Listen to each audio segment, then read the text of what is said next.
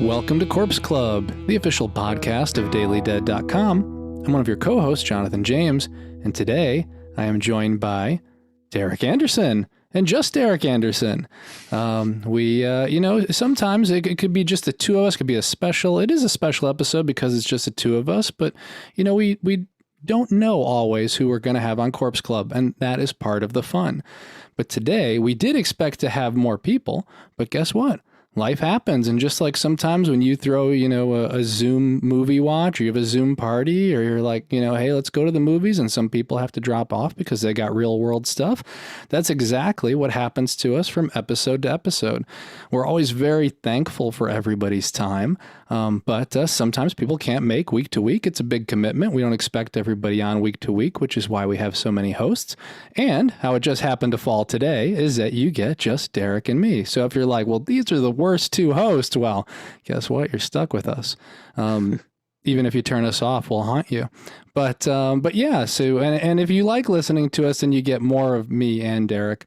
And so that's going to be this episode, just the Derek and Jonathan show. And it's funny because we've done just the two of us on some previous episodes, but I think most of the time it's been like a bonus episode or an audio. We did like a couple of audio commentaries. So now it's like, I guess we're bringing that over to the just regular stream of episodes. Exactly. Whether or not by demand remains to be seen, but yes, that's what we're doing. Damn it. Yeah, it might be one and done. But yeah, today we are going to do a little bit of a continuation of our last episode. Last episode was when we recorded, it was the first day of fall. We were talking about, some of the things that we had seen that we were recommending. We had talked about some of the, we had talked about Midnight Mass. We were excited for it. We had talked about that we were excited for the Elvira special on Shudder. We're going to follow up on that, let you know how that went. And then we have some other things to discuss, some recommendations. And then I also want to jump into Squid Game. You may have seen it trending on Twitter or heard people talking about it. Maybe you saw it. We're going to talk about it. But first, I guess, because it was just the two of us, some people have podcasts or YouTube shows that completely revolve around drinking.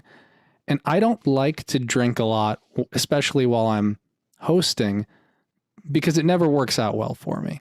I like being the host is kind of like being the moderator and making sure that we have the flow of things. And so I tend not to do as well, if I'm drinking. Even if one episode, I know I had a glass of wine and that was a bad idea. And I stumbled through that. So, I was like, and wine's supposed to pick you up a little bit, energize you, but maybe it energizes you too much. I don't know. You think it'd be a good idea, but yeah, you're almost you have to be the designated driver when you're hosting the episode. Yeah. And so sometimes it charges people up. It doesn't usually for me, which is why we made sure that for this episode, I said, Derek, make an old fashioned. When we first met in person, it was at Comic-Con. It had to have been at Comic-Con. 2015. Yeah, Comic-Con 2015. And in the hotel lobby, that's when you realized I wasn't a robot, and I realized you weren't a figment of my imagination. It was not a Fight Club thing. It'd been all phone calls, not even video calls, because this is way before Zoom. Skype was around, but I don't know, just everything was over the phone. And then I flew down to San Diego because I helped cover Comic-Con from home in 2014, which was my first summer with Daily Dead. And then the next year it was okay, you got to come down and meet everybody for the first time, because I met Heather for the first time there, Brian Smith for the first time. So it was it was really cool. And then but yeah, that was when I realized what the official drink of Daily Dead was too. Yeah, it was. It's an old fashioned. And so, some may say it's a basic drink. It was one of the first cocktails, as at least the legend goes. And it's a great cocktail for many reasons, which I guess we'll talk about in a minute. But we hung out over old fashions at the Marriott Hotel during Comic-Con. Many an old fashioned were had at the Marriott over the years. And at that Marriott, we were told that they barrel aged the whiskey or the bourbon in the basement of that hotel. So all of the it was like smoked too. So it's like a really specialized type of bourbon that they had in house in the hotel. And then that still to this day is like top 3 old fashions I've ever had was at that Marriott. Yeah, they are really good. Yeah, yeah, they are good. So I'm looking forward to getting back to Comic-Con. Not this year. I know they're doing it, but I won't be going, but I will be going hopefully next year. So speaking of our old fashions, Derek, what did you put together? What's in yours? Well, I will have to give credit to my brother-in-law because he actually whipped this up while I was getting ready to record. But it is my favorite, pretty much go-to bourbon, which is Knob Creek, and I made it. He made it a double this time, just because it's a special night. I felt like I'm that way I don't have to go for a refill and don't need to get the drink cart wrangled up. So it's a double Knob Creek, and then just some bitters and some simple syrup, which we actually have kind of a funny side story. I thought the simple syrup was a little watery the last time we opened it. Earlier this week, we had some old fashions during a blackout here when the power went out. And sure enough, my brother-in-law is making the drink and he's like, I think this is just water in the simple syrup bottle. Like literally he took a spoonful. He's like, this is just like flavored water. And so I don't know what happened. Like, but I swear I just opened that bottle this week. So either something happened at the manufacturing plant or someone like cleaned it and forgot about it. So I've basically just been drinking straight up whiskey, I guess, like the last week. And so I guess I'm just going in that direction. But other than that, though, it's my kind of go-to Knob Creek Old Fashioned, just with some no fancy skull or alien head ice. Like sometimes you can get the extraterrestrial cubes in there, but just this time it's just a bunch of ice cubes in there. So not officially how they might serve it to you at Comic-Con, but still very delicious. No, you can make it any way you want. That's a nice thing about old fashions. But back to the simple syrup, you're still drinking it? Like if I knew that I got a bottle that was now liquid, it could have anything in it. It could be poison. That is true. I really should be more careful, especially because this week I also put I accidentally put some old benzoyl peroxide on my face, and like my face was just burning yesterday because even though the expiration date was for February of 2022, I should have realized the consistency of the benzoyl peroxide, which is just like stuff you buy at Target basically, or anywhere. I'm not going to say but basically that's I guess a thing is I should just be careful of what I put into my body. Yeah. Or on my body. And in this case, I guess it just looked so tasty, this old fashioned. I just had to kind of go ahead with it anyway. Okay, I'm risking it. So if I die on air tonight, you know why. We'll have it captured. Okay. Yeah. Well, over here, I didn't cheat. I did something different. So I kind of cheated. So, and you can see it over here. Usually we're not, because we have so many people on the connection. We're actually not on video. So I can see Derek and he can see me. So if it sounds like I'm showing him something, I really am in this case. So what I did was, I'll call it like a fall fashioned. So what it is it's 1 part Forester 1910 bourbon. It's 2 parts, what is it? Apple cider. Couldn't think of it. 2 parts apple cider. And then it has caramel around the rim and brown sugar. And so anyway, and then I got one of those nice square cubes so that it kind of melts a little more evenly. And and it's good. I'll usually drink a normal old fashioned, but it's a special day. It's the holidays for us. And so cheers. Cheers. Here's to if there's a pause, listeners, it's because we're drinking.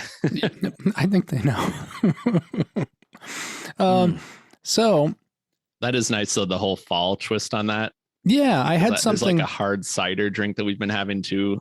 It's called like it's a apple pie drink, and it's so good. It's just perfect for fall. Nice. This is a spin on something I had at in Salem. There's a bar in Salem. Okay. I'm sorry, I don't remember the name.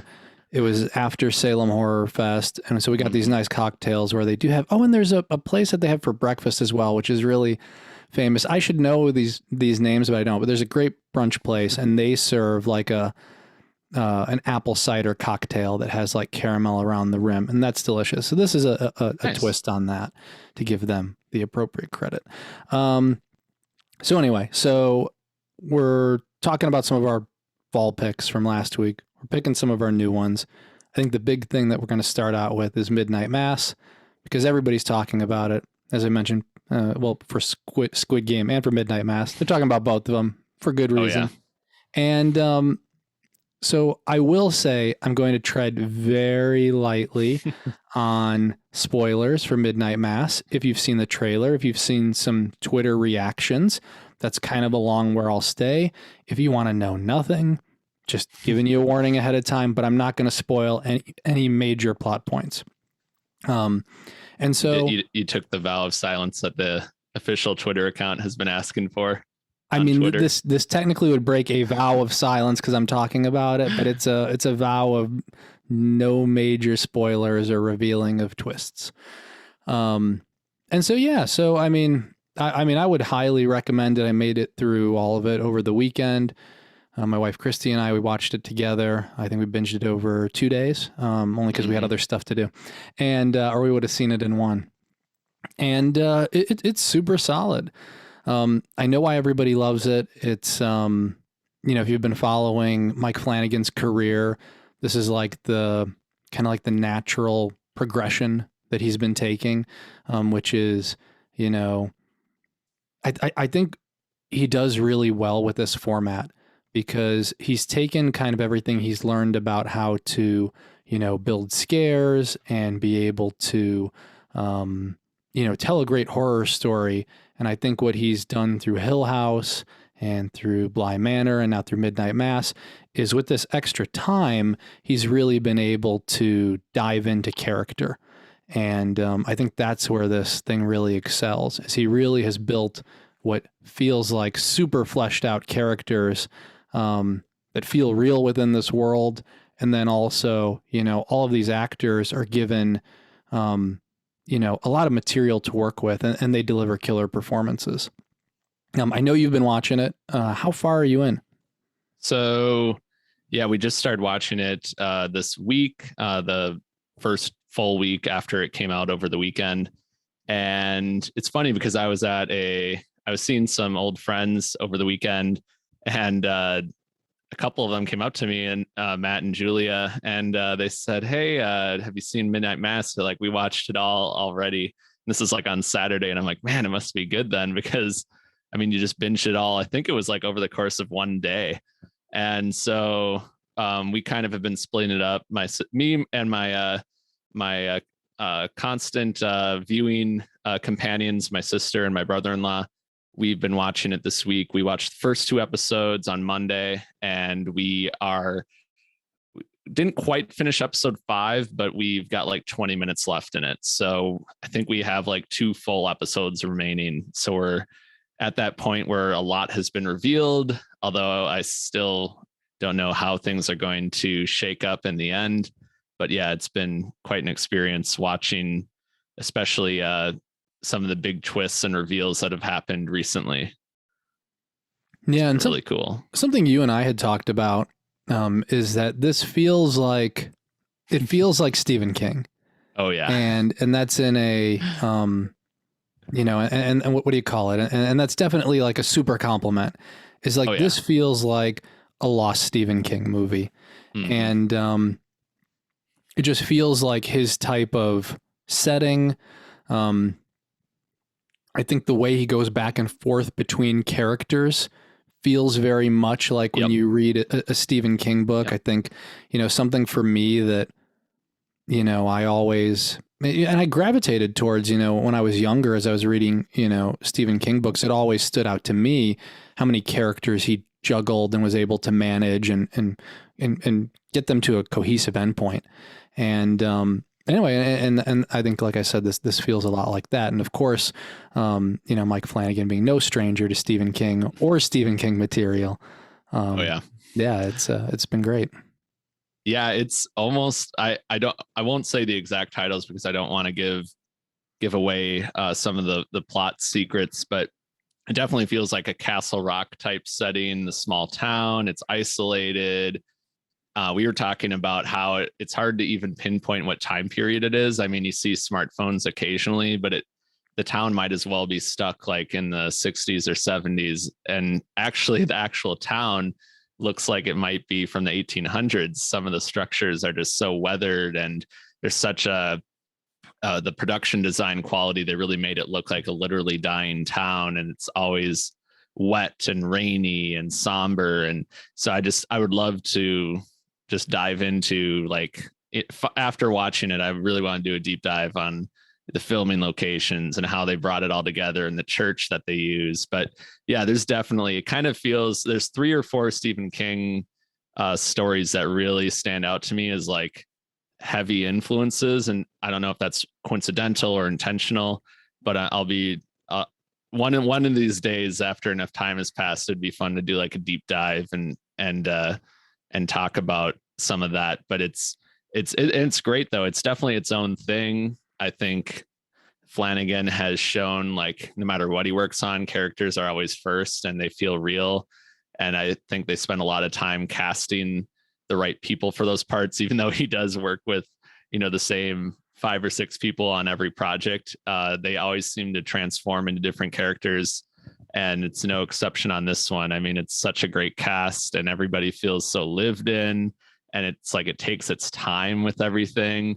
And like Henry Thomas is almost unrecognizable because I'm so used to seeing him playing like in Bly Manor, the kind of the elegant, the banker guy, and he's here he's playing this kind of fisherman who's very blue collar. So it's a total like 2 ends of the spectrum, and it's really cool how they can just immerse themselves into these different characters. But yeah, it's such an ensemble, and it's almost like watching a stage play. Yeah, it's like I said, there's so many great performances here. Like I said, I don't want to go into too much detail. I would say that Hamish Linklater, that he gives, he gives a performance of a lifetime in this. I think we're going to see a lot more from him, but you could say the same from a lot of the cast. It's funny you mentioned Hamish because I actually grew up watching him on The New Adventures of Old Christine, the sitcom. No, interesting. That starred Julia Louis-Dreyfus, and he played her brother on that show. And I was up super late. I tend to have like sitcoms on at night, and sometimes I'll be working on stuff. Like I'll watch just hours of The King of Queens, and then maybe like the Goldbergs will come on. Or this one night, The New Adventures of Old Christine came on. This was this past weekend. So I was watching Hamish in this sitcom, knowing that he was playing this really intense role that I hadn't even seen yet. So it was like I got to rewatch him on that sitcom and then like go and watch. And he looks the same. Like 15 years have gone by, and it's like he hasn't aged a day. Interesting. Which is so funny. But that's what I remember watching him on that show. And I always wondered like what happened, because I didn't really see him a lot after that show ended, like at least not in anything that I was watching. But I always thought he was really talented. Now he moved to the show that I've been watching. That was Legion. Oh, okay. And he's super solid on Legion. So like, but he's behind a lot of like over time, like he's behind a lot of like prosthetic makeup. And so on Legion, so it took me a second. And then Christy's like, this guy from Legion. I'm like, oh my God. And I'm like, I recognize that voice. And yeah, he gives just such a great performance. I think one of the great things about this show too, is that it really spends a lot of time dealing with or covering different stances on faith, whether it's different religions, because we have Sheriff Hassan, and we have I think we have Riley Flynn, who then doesn't believe in anything at all, and then we have this super religious Catholic community. And, I like how this story deals with everybody's belief in, whether it be their faith, their belief in an afterlife, and it covers it in a way that doesn't necessarily take a side, I guess is the best way to say it. And it's real interesting to see, you know, I to see specifically something in the horror realm kind of take that side. We see a lot, and I know you and I, Derek, have talked about this, like, like the Conjuring films, and they very much are like a what do you call it, like a Catholic lean, right? And the people that are Catholic are the ones that are able to save the day. And I think that this show allows for people to believe what they believe without necessarily saying that one way is better than the other. And I find that very fascinating. And so I think that a lot of people have connected with this because, there are many people in the world who have, whether you're very religious and you've struggled with faith over time, and for many people it's peaks and valleys, or you're someone that is not religious at all, or you're someone that, was religious and is no longer religious, it seems like there's, something to gravitate to, or something that may be representative of your own journey that you've had.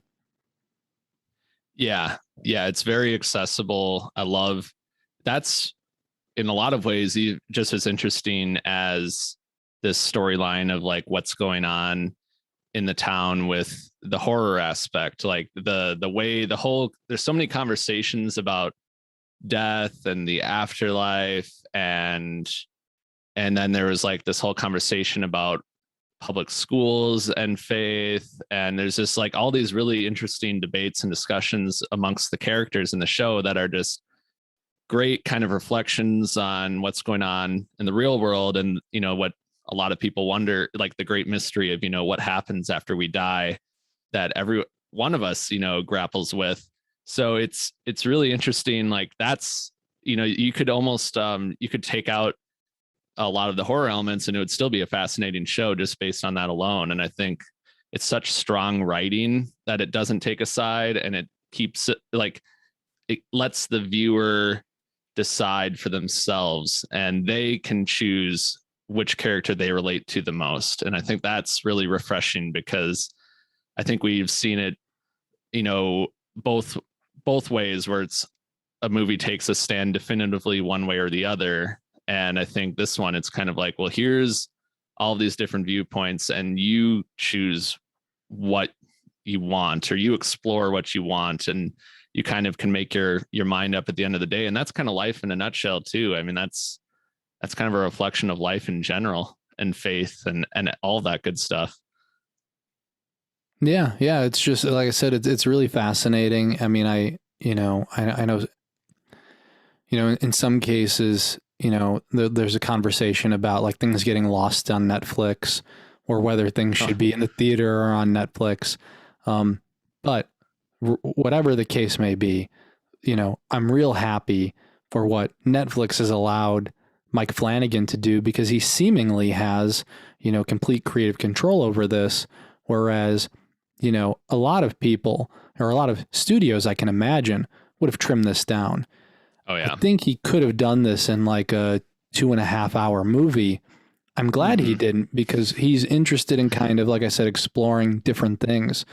And this format allows him to do that. I would encourage our listeners who are like, I've seen a lot of comparisons to Hill House. And so one thing I would say is that I don't believe you should compare this to Hill House.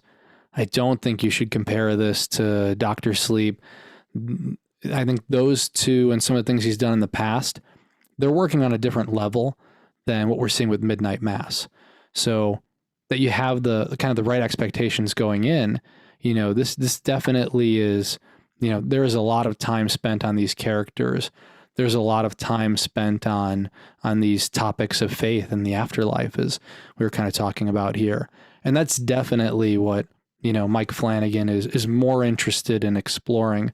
We've seen what he's, been able to do, like I said, more with Hill House. And this is definitely something different, something great, and something, like I said, very interesting. I'm excited for more people to see it, but also, like I said, for people who are getting into it. I think it took me, having heard all of the feedback, it took me a little bit of like gear shifting as I got into it. And so anyway, so that'd be my recommendation. Yeah, and I think I know, I almost feel like it was kind of nice to watch a couple episodes and then I took a day away from it and I was able to kind of really savor that experience, those first two episodes, and then come back into it and watch another 2 or 3 episodes. And now I'm going to have another night to kind of mull that over and then probably, finish up with the episode 6 and 7 at some point. But I know there's a lot of discussions about the monologues, and you could almost, there's so many monologues in it that you could almost like say it's to a comical extent, just because it's like, oh, you can tell they're going into a monologue, but it's so well acted and written that it's not comical. It is really, really great stuff. And it always, every actor just knocks it out of the park. And seeing how they just take their time with these characters, and there's no rush on like, oh, we have to have something happen like all the time. It just feels so refreshing in a way that they just let the actors act, and they have these long takes on them, and then they sprinkle in these really creepy moments of horror. But that is it's kind of nice, rather than like, I guess if I'd binged it all at once, I don't know if I would have gotten lost in the sea of like how all these great performances. So it's kind of nice to just kind of savor it and take that communion every couple of days, spread it out a little bit. That's funny. Yeah, it was interesting because, speaking of communion, it was interesting because, I was raised Catholic, and so this stuff was very familiar to me, whereas a lot of this stuff was very foreign to my wife, who was not raised Catholic. And so, so we were talking, and we had talked before, but we were talking about things like, even when we were watching Lucifer as well, we were talking about things like, the Eucharist and communion and confession, and, some of the different, the different, we'll say, rituals they have, throughout Mass. And it's amazing how many of those things are kind of like burned into my head. Yeah. But yeah, so we were, what were you gonna say? Yeah, and I was raised Lutheran. I still consider myself Lutheran, very open-minded, Lutheran church, very open-minded stance on everything though, and all viewpoints and and very open-minded to many different things regarding religion. So and I worked in a very open-minded Methodist church for 9.5 years. So in the maintenance department, so I got to see like a lot of the behind the scenes, like the rooms and things like that. But it wasn't a Catholic church, even though my dad's comes from a family that was Catholic. So I've been, to the Catholic church as like a visitor. And so it's like I kind of have more of an outsider's perspective on that particular denomination, but it's really interesting to see, like, especially the small town aspect of it, and just the small town church in general, and how it can, the town can seem to like rely, its heartbeat can almost come through that church, for better or worse. Sometimes it feels like. So I love how they've brought that whole aspect to life on this show.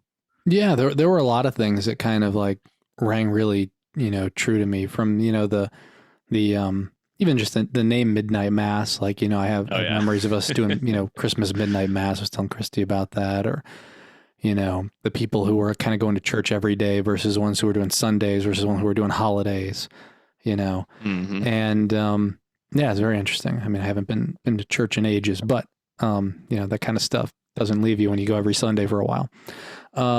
So like I said, I think that was very interesting, and I'm excited to talk more about it, especially when you see more of it, because I might be more tempted to spoil it, but as we're talking about it, but because you haven't seen it, there's nothing else for us to talk about. I know. I feel like I mean, I guess I don't know how it's going to end, but I feel like I kind of knew, especially my sister and I were talking about it, and we kind of knew where it was going. Not to say that's a bad thing. Like, I don't need to be shocked, for the story to work for me. but there was one particular curveball that I didn't see coming. So I'm excited to see how Flanagan and company wrap this one up. And I mean, I don't think this is a spoiler. I know this isn't a spoiler. I'm just going to say it as a statement. This is expectation setting. I think the talk about like twists and spoilers and like hiding things, I think there are a couple things that are not in the marketing, but I think this is relatively straightforward. Like when you start watching this, once you start getting into this and you're like, oh, this is what this is. This is kind of what it is, right? So I do want to like, I think it's helpful because I think, you know, marketing sometimes and hype can really throw people off. So for some of the people listening as well, like there's not necessarily like these big twists and turns. There's certainly some things which are not revealed in the marketing, but don't go in expecting, I don't know, the sixth sense at the end, this isn't a show that relies on twists. That's not the purpose. I think they smartly hid some things so that they could reveal these later and they could pay off to maximum effect, but it's not about, it's not about twists. And anyway, that's all I'll say. Although there are some good Christopher Pike Easter eggs in there, including a dog named Pike. Fun. There's some Stephen King stuff as well. There's a room. There's some books. There's some posters. Yep. I love that. I love the Riley's childhood bedroom with the X-Files poster. Yeah. The Seven poster. Yeah. It's just like going back into the. I mean, I'm not sure exactly how old his character is, but based on that room, like he definitely you would think he grew up definitely like mid to late 90s. Very, very formative years in the 90s for him is what I would assume. Yeah. So hard to beat that era. Yeah. So with us spending some time talking about Midnight Mass, and I promise we could talk about it for at least an hour or two, we're going to move on and talk about some of the other things that we had mentioned last week. First one was, and some of these I'll quick fire. I caught up on American Horror Story, double feature, was it Red Tide, the last episode of it. I said before that they could crash and burn on the last episode. I still think it's one of the best things they had done, and I'd still love it. And interesting. And that is kind of what happened. It's a very short episode. I don't think I think it had a satisfying ending. And then it had what I'd consider an extended post-credit scene. And as American Horror Story likes to do with like the multiple endings, they did that. And like, I don't think they needed it, but that is what they've been delivering. So like, I wasn't surprised by it. I would still highly recommend the first half. And of course, the second half we'll be watching soon, but the first half of American Horror Story double feature, it's one of the best things they've done. Oh, so by the last episode, you mean the last episode of the first part of this double feature? That's correct. So the first part was vampires. The second part is aliens. I don't know if they're going to tie together in any way. I expect, based on the way the story went, it's half and half. And it'll be another like 5 or 6 episodes for that. Yeah, that's what I'm expecting. Oh, wow. Maybe that's what they needed to do all along, because I feel like it's better. There was always like 3 or 4 episodes of, I don't want to say filler, but that does kind of feel like what it was. Like maybe they were always just meant to be like 6 episodes a season. It feels so much better. It really does. I mean, they should always do this. I hope every season now is a double feature. It feels more focused. There's more of a payoff per episode. It's great. So anyway, check it out. Have you been watching the American Horror Stories, where it's like one story every episode? I have, and this is going to sound picky. I know it's going to sound picky, but the first American Horror Stories is a 2-parter, and I was like, well, but I thought it was going to be like anthology. So like by the time I was like 2 episodes in on like the one story, and it was a story we had already seen, it was an extension of Murder House, which was Oh, kind of okay. nice to see, but it was an extension of Murder House. I didn't get back to the other stories, and I enjoyed. I think I liked the first story better than the second one, but I think they could have just ended kind of what we were just talking about, so I guess it's relevant. They only needed one of the two stories. It kind of could have ended there, but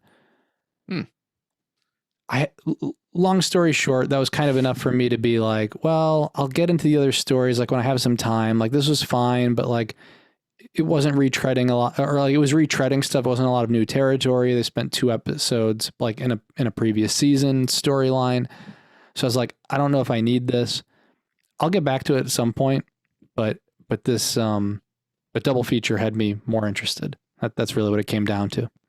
And I think that's the one that more people are going to have their eyes on anyways. It's the traditional type of season or like season length format, which everyone is, especially the diehard fans that have been there since Murder House, they're going to be watching that one. But yeah, maybe I'll have to watch the new season sometime. But I've committed the ultimate sin in the American Horror Story world of not seeing like the early seasons. So what I really should do is go back and watch like Murder House, Asylum, Coven. Well, I mean, the fun thing about Murder House, if you watched it at the beginning, was nobody knew it was an anthology. Yep. And so you didn't know it was going to just end, and then it just ends. And then, people don't necessarily give this show as some people do, but some people don't give the show as much credit as it deserves, because really this kicked off a lot of the like seasonal anthology format. It proved that it could work. It brought in like really great actors that they could then rotate out or carry through. It encouraged and kind of opened the door in some cases for actors to like dip their toes into horror more.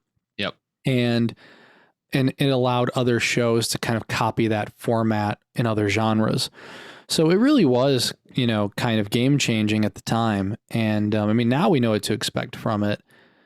I would think the only thing that really holds it back, in my opinion, is I think unlike I think where Twilight Zone was really focused on like the social message, and they would have the social message, I have to say it, but for people that are like, TV didn't used to be political, like that's all the Twilight Zone was, right? It was, how do you take a political social message and how do you wrap it in something that isn't obvious? And that's hard to do, right? And but they executed it so well. And American Horror Story does a great job at like that. They have like, visually it's excellent, direction's great. But I don't think they have a lot of like, they don't necessarily tread a lot of new ground, whether it's with social messages or whether it's really subverting expectations or coming up with like new types of horror. Like they're definitely like, it's vampires. It's a haunted house. It's very familiar, and they execute it really well. And that's fine. And that's, that is one way to do it, is you take something that, is tried and true, but then you put your own spin on it and you do it in a great way. But I think that's one of the things also that, that the fact that it is kind of retreading, things that we've seen already, that for some horror fans, they may be like, hey, well, I've seen this before. I've seen it done better. And I would just say, as someone who's been watching it on and off for like 10 years now, that like, I do think there are some amazing performances. Not every season's going to hit, not every episode's going to hit, but for me, like there's enough great stuff. There's enough people working on it that clearly love horror. And like I said, it's fun to see what they come up with every season. Mm-hmm. Definitely. Yeah. It's amazing to believe it's been on for 10 years now. It's kind of like The Walking Dead, I think, came out a year before American Horror Story premiered. So both of those shows, they're at the decade mark or just a little bit past that. And I know both of those shows kind of get ripped by people for, maybe losing, not being as great as they were at like in year 2 or 3. But honestly, it's just amazing that both shows are still on television, and both of them had a huge impact on, horror being as healthy and alive and well as it is today. So it's pretty cool that whether you still watch either one, I know American Horror Story is probably easier to kind of dive in and out of because it's a new story each season. The Walking Dead's one continuous thing, but it is amazing that they're both still around, and it's not every season's going to be as magical as you remember, but yeah, they both, they definitely helped the genre out when that 2010 and on mark, that was so crucial. Like, it's horror in the early 2000s and mid 2000s versus what it is now is so different, and it's like they bridged that gap for so many other things to come. Yeah, it's like I said, some people, if you weren't there, you may not remember. I mean, yeah, the Walking Dead, like you were talking about, it opened so many doors. There were, tens of millions of people around the world simultaneously watching the goriest thing ever put to screen in some cases, thanks to KMB and Greg Nicotero. And it raised the bar for practical effects, but it also raised the bar for what you could, show on TV and show in movies. Because in some cases, you were seeing worse things on The Walking Dead than you'd see in any slasher. But yeah, and I said we were going to quick fire American Horror Story, and of course that's what happens. What else have you been watching, Derek? Anything you want to call out or follow up on? I haven't really been watching much else. Although actually I mentioned The Walking Dead. I finally started watching the latest and final season of The Walking Dead, season 11.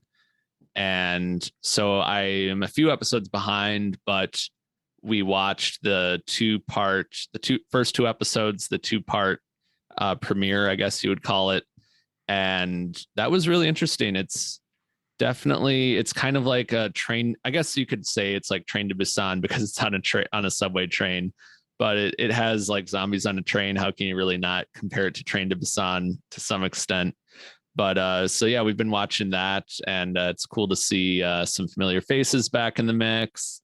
Lauren Cohen's been back on recently, so it's fun to see her character and her dynamic with some of the characters that have survived in her absence, since she left the group, and now she's back. So it's really cool to see how those dynamics go. But yeah, they're still getting it done. Still got super gory kills on there.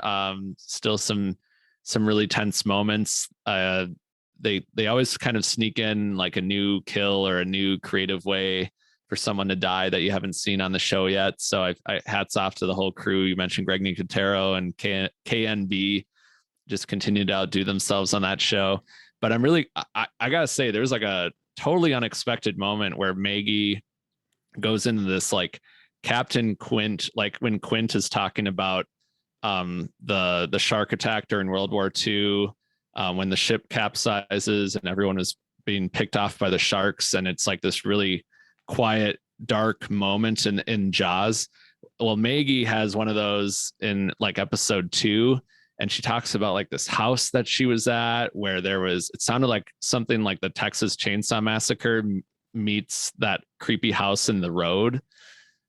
So really, really disturbing. Just her describing it was just one of the most disturbing things I've ever seen on that show, and I didn't even see anything. So I'm really curious, and I heard there's going to be some really freaky stuff coming up this season that some listeners have probably already seen.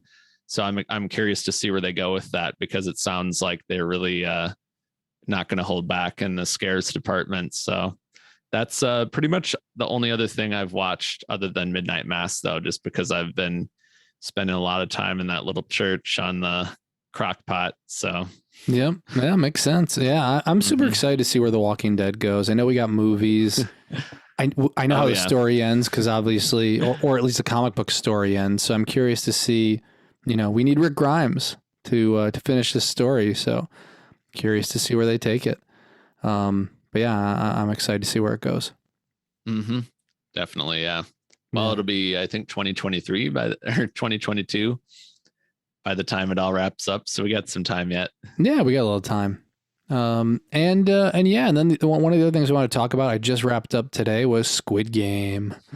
And, you probably see this all over Netflix. It's all over Twitter.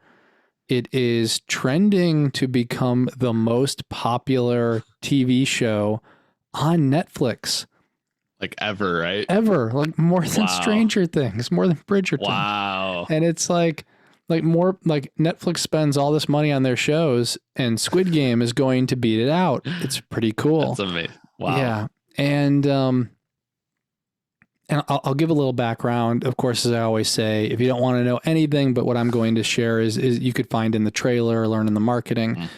They bring together a lot of people into this location. I'm trying to be as vague as possible. So there are hundreds of people that are brought together in this location to play 6 rounds of these different games.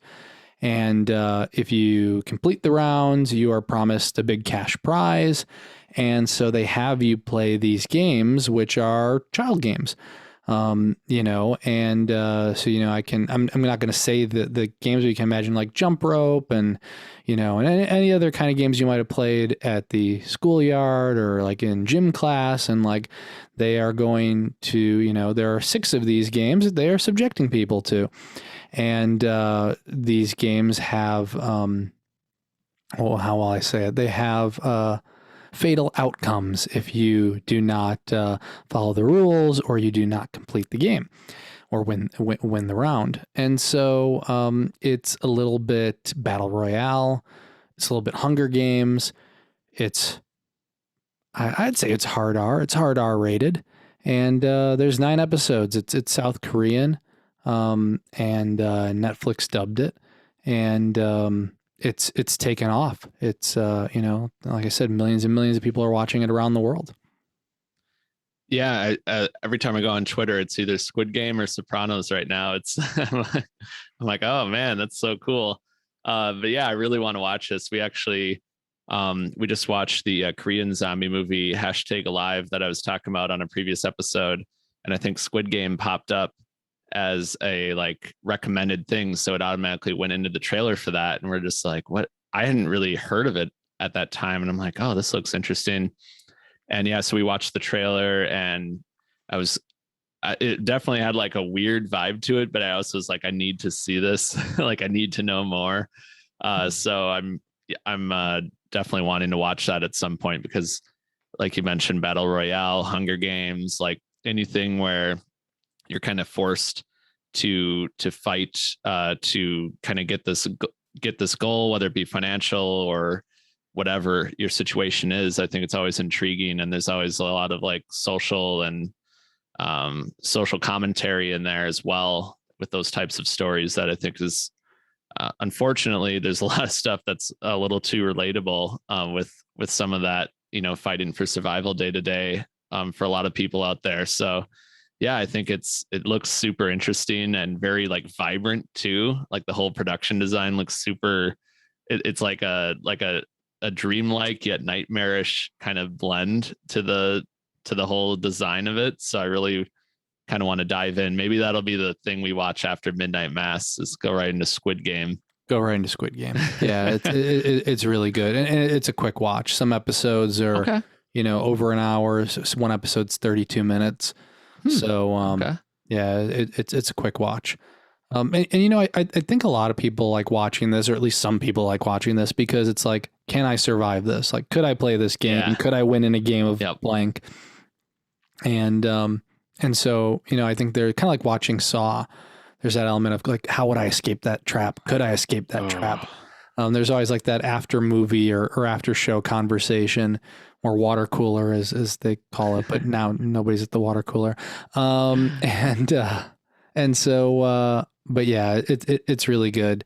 So, I'm super happy, because it's like, you're bringing South Korean cinema or TV to audiences around the world. It's so popular.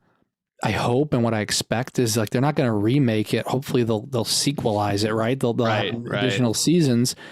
And so, this is kind of a good example of like being able to bring like a global show or property to the world. And so, yeah, Netflix has kind of come up frequently in our discussions over the last 2 weeks, but they have some great shows. They have some great movies. They're, I don't think they ever thought this was going to take off to the degree it was, but whoever made this decision, like, they're a genius. I'm sure they got a raise. And it's no, it's super good. Yeah, it's especially we were talking about how many streaming services there are, and I was kind of thinking like, I know Netflix had kind of bumped up the prices a little bit, and I was like, man, I really hope they're gonna have to start bringing it if they want to keep people as members. And then like Fear Street happened, and now Midnight Mass, and then Squid Game, and it's like, okay, all right, I see you still got game. Like and then if eventually Stranger Things season, I think 4 it'll be is going to come out at some point. I feel like we've been waiting 10 years for that, but I know there's several factors there with COVID and everything happening. So yeah, it's super exciting to see that. I feel like they're kind of figuring out where to really invest that money smartly, like with the whole having a deal with Flanagan, like just having that set up with him. And I know we're going to get like the Midnight Club from Flanagan coming up here. I think it's just they're showing horror fans, and in particular, that there's a lot coming up and that they're still very relevant in the streaming wars and deserving of that cash. So it's been cool to see that happening over the last like 6 months. Yeah, no, it's been great. The only thing is, I wish we could like we could pick where our money goes. So like Kickstarter would be like, do you want to invest in horror? Or do you want to invest in this filmmaker? Like a Patreon kind of, where you just directed your money to certain filmmakers. Yeah, but then had I done that, I may have never seen Squid Game. So very true. Yeah, exactly. So I'm just kidding. But yeah, so Squid Game's good. I think something else worth noting is the Elvira special on Shudder. I had a chance to. I wasn't able to catch the whole thing, and the reason is because we were finishing Midnight Mass. Oh boy! And because that's a pretty good reason. Yeah, and I knew that Shudder was going to be showing it again. They had Elvira, Mistress of the Dark. We stayed for that. It was Brian's first time watch of it. He loved it. And fun. Yeah, so they did that. Such a positive movie too. You just feel in such a good mood after watching that. And it's so ahead of its time. It really helps that Cassandra Peterson herself was like, was writing the script, was involved, kind of every step of the way. Because it easily, like, had she just starred in it, somebody else wrote it, had she not been involved, creatively, they could have exploited the character of Elvira. But instead, what this really is about how she won't take, anything from anybody. And, and so it really does, especially for like late 80s, right? It's like I said, the messaging, the way that, she deals with toxic masculinity. It's real interesting to see, like I said, that, trailblazing, and it wasn't, a huge success at the time, but obviously people are still watching it. Elvira's still on our TVs. And so they had that. And then what happened is they switched to House on Haunted Hill, which is one of my favorite movies of all time. The original? Yes, but I've seen it quite a bit. So I was like, well, Midnight Mass is still going, and I can catch up on Elvira later. So I'm going to catch up on the other episodes or the other movies. But that's on Shudder. And so, I would highly recommend that. Nice. And yeah, so like I said, I caught up on that one. I think in terms of this week, like I said, Squid Game was the big one for me. We have some stuff from Welcome to the Blumhouse. So there's Black as Night. There's Bingo Hell. I'm looking forward to those. There are so many things coming out, and I haven't had, it's just, again, we were talking about, there's not enough time to catch up on everything you want to see. And then word from Heather and Fantastic Fest is that the new Slumber Party Massacre is really solid. And so that's going to be on Sci-Fi Saturday, October 16th. And I'm really looking forward to seeing what they did with that, because obviously Slumber Party Massacre is rightfully a cult classic, and its sequels. Yeah, that's really cool. I'm excited to see that. I didn't even realize, I think I remember hearing something about it at some point, but I didn't really realize that it was a thing until it was announced it was going to show at Fantastic Fest. But I thought that was awesome that they were doing it, and that, you know, it was directed, very important that I think all those are directed by women, because especially that was so ahead of its time in that, in the early to mid 80s when those were originally coming out. So to continue to have that tradition, I think, is really important. And I heard that she just knocked it out of the park. I think it's really cool, and I'm excited to see it, because, you know, whenever you make a modern day slasher, you're almost expected to like honor the, like, pay homage to slasher like tropes, but then you're also kind of expected to subvert it and do your own thing. And like, so anytime like a modern day slasher comes out, I'm always fascinated by like how someone approaches that, and how serious it is, like how tongue in cheek it is. So I'm just really excited to see this one in particular, just because I think it'll also get a lot more eyes on the original three, which I think are still lesser known slashers, and like just to the casual horror fan, a lot of people might not know about them. So I think you can't go wrong. Now all we need is a sleepaway camp movie. Just get us a new one of those, and we'll all be happy campers. Eventually, it'll all happen. Everything will be sequelized. But yeah, like I said, there's so many good things to look forward to. Also, some of the things I wanted to call out was that there are some festivals that we're going to be supporting. We're supporting either as media sponsors, or we're presenting. And I suggest that you check them out. Salem Horror Fest kicks off this weekend. And for anyone that is anywhere near Salem, Massachusetts, it's worth hitting up. It is one of my favorite festivals. I would be there if I wasn't going to be out of town. And so I'm hoping to hit Salem next year in person. But they're doing the in-person part of the festival over the next week and a half. And then towards the end of the month, they're doing a virtual edition.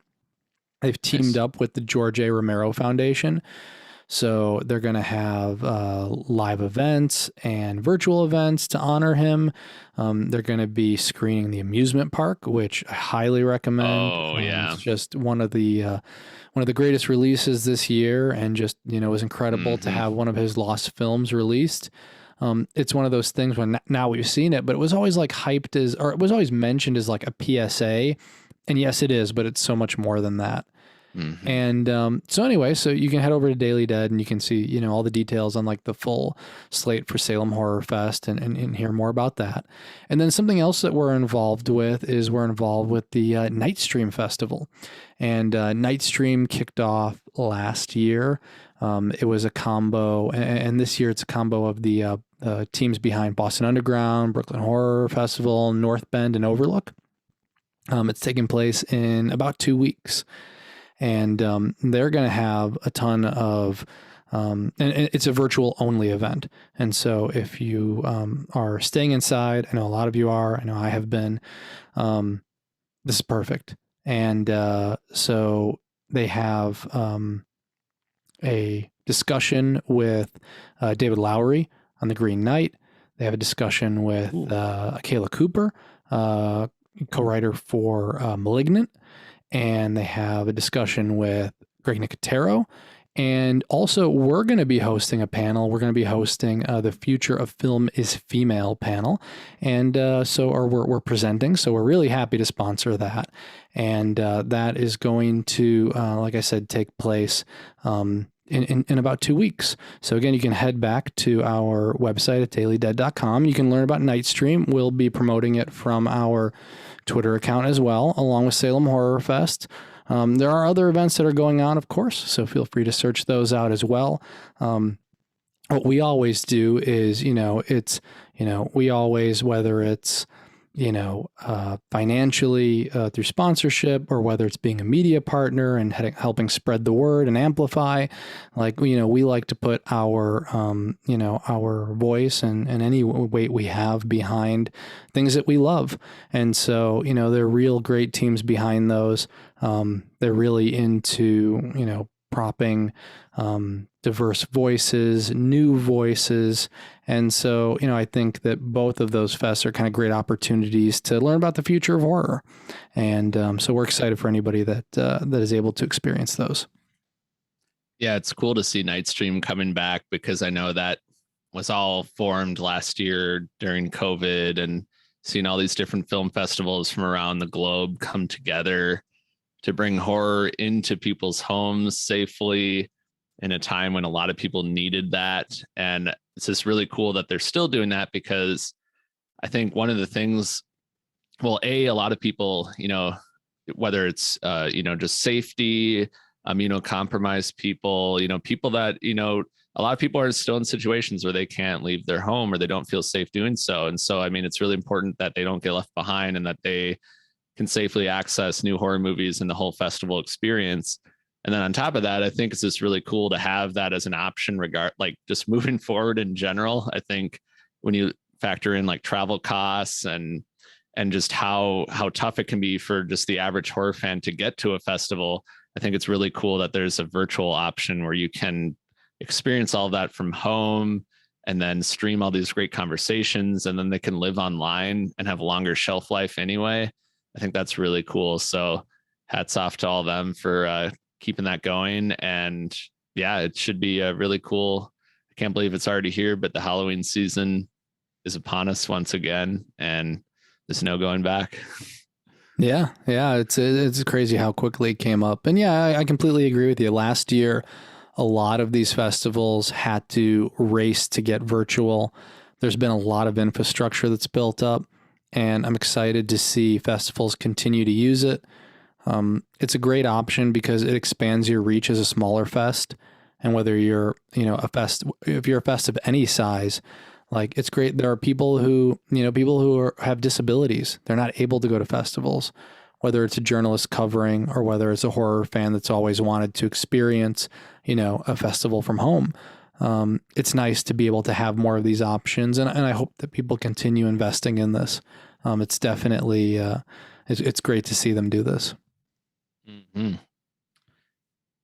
Yeah, most definitely. It's especially October. It's kind of nice to have options where you can just pick between so many different ways to curate your Halloween season, because it feels like just 10 years ago, it was kind of like, okay, whatever's on AMC, that's what I'm watching. And I still actually do that a lot, where I'll just put on whatever's on Fear Fest. But it's like you go on Shudder and make your own Halloween movie lineup. You could do one of these virtual festivals. Like, I guess you can't really go down to Blockbuster anymore, but you can still do a lot of things to make your Halloween season viewing experience unique. And yeah, I'm looking forward to it. It's going to be a fun October. We've got our, I believe it's our 18th Scary Movie Marathon happening this year, so I'm excited about that. Last year was wow. we kept the tradition going over Zoom last year, and then this year we're returning for our 18th. So our festival is officially an adult, or I guess it's not a festival, but our friend movie marathon is officially an adult now. So it's kind of scary, but do you have your movies picked out?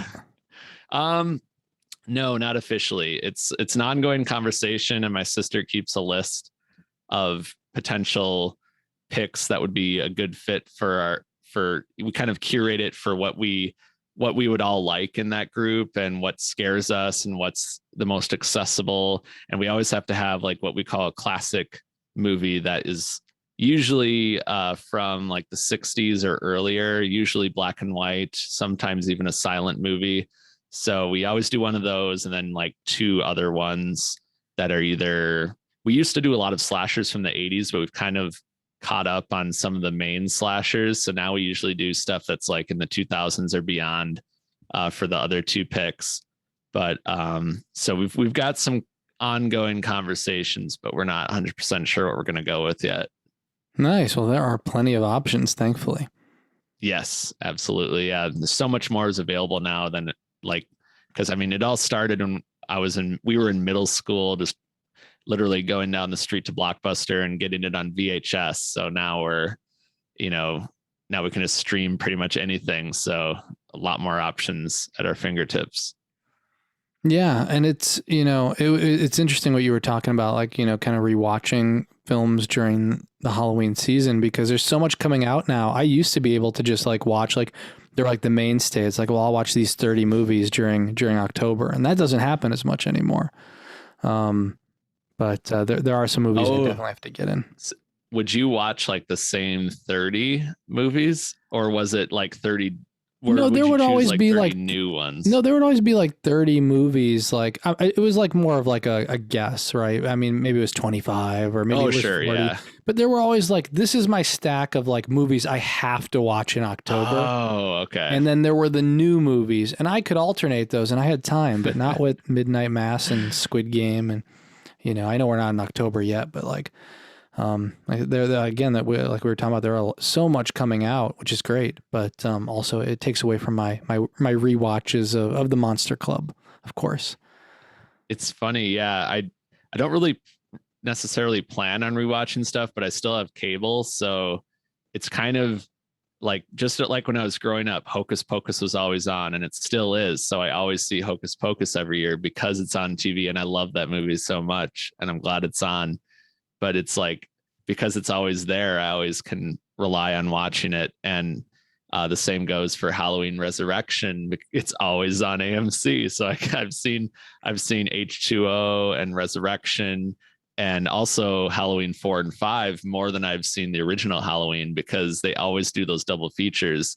Yeah. And I've kind of spent more time with the characters at Dangertainment than I have in Haddonfield in the original.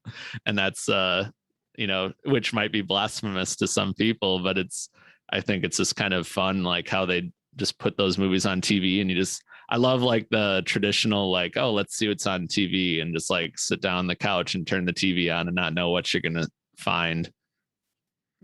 Yeah, and I think there are a lot of people who have similar experiences to you. I mean, and I've mentioned before, there are some things that the reason I've seen them so much is because they were always on USA, or, because I'd seen them on TV. So, and one thing I didn't want to forget to mention as well, when we were talking about some of our picks, The Blazing World from Carlson Young comes out on October 15th. And it's easy for things to kind of get lost in the mix, especially some of the bigger releases. But I had a chance to catch it at Sundance, virtual Sundance earlier in the year. It's got Udo Kier in it. It's a visually stunning movie. It's a lot of fun. It's kind of a sensory overload. Nice. It's a kind of an Alice in Wonderland horror spin on that. And more inspired by it than direct. But it's fun. And so, I would certainly recommend, I think it comes out, like I said, on the 15th on VOD. It's one of those things that kind of like demands your attention, and like turn up the volume as loud as you can, if you can. And yeah, it's definitely worth checking out. Yeah, and it has speaking of Hocus Pocus, Vanessa Shaw is in it, and kind of a Scream TV series reunion. Not only did Carlson Young direct it, she also stars in it and co-wrote it. But then John Carna, who a lot of people might remember is like the Randy Meeks of the Scream TV series, he's also in it. So this one's been on my radar since Heather saw it last year, I believe it was, at a festival, and I'm super excited to check it out now. It's like you said, yeah, it'll be in theaters and on demand beginning October 15th. So definitely something that looking forward to checking out. And sounds like Carlson Young will be a really interesting filmmaking voice to keep an eye on too. Yeah, she's such a horror fan, and so it's it's going to be exciting to see what she does next. She did a short film originally that was A Blazing World, turned it into a feature, and I mean, she can do anything from here. So I'm really curious to see what's next for her. Nice.